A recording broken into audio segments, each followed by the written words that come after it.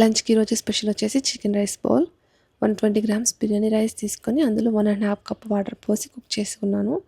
ఇప్పుడు ప్యాన్లో 5 ml వేసుకొని 250 grams boneless chicken breast, garlic powder, pepper, పసుపు, సాల్ట్ వేయాలి.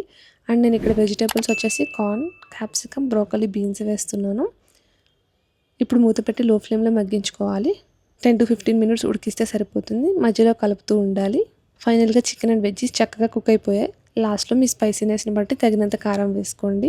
ఇప్పుడు సాస్ కోసం 5 spoons curd, 3 garlic cloves, half lemon juice, little bit of salt, కొద్దిగా కొత్తిమీర, పెప్పర్ అండ్ 1 స్పూన్ చీజ్ వేసి మిక్సీ పట్టుకోవాలి. సాస్ రెడీ అయిపోయింది. ఇప్పుడు రైస్కి కొద్దిగా ఫ్లేవర్ యాడ్ చేయాలి. దానికోసం కొంచెం ప్యాన్లో లిటిల్ బిట్ ఆఫ్ ఆయిల్ వేసుకొని pepper, salt, oregano, chilli flakes, కొత్తిమీర అండ్ రైస్ యాడ్ చేసుకొని స్పైసెస్ రైస్కి పట్టేలాగా కలుపుకోవాలి. ఇది నేను 2 సర్వింగ్స్ చేశాను. ఈచ్ సర్వింగ్లో 37 గ్రామ్స్ ఆఫ్ ప్రోటీన్ ఉంటుంది. ఈ బ్యాలెన్స్డ్ మీల్ మీ వెయిట్ లాస్ జర్నీలోకి యాడ్ చేసుకోండి.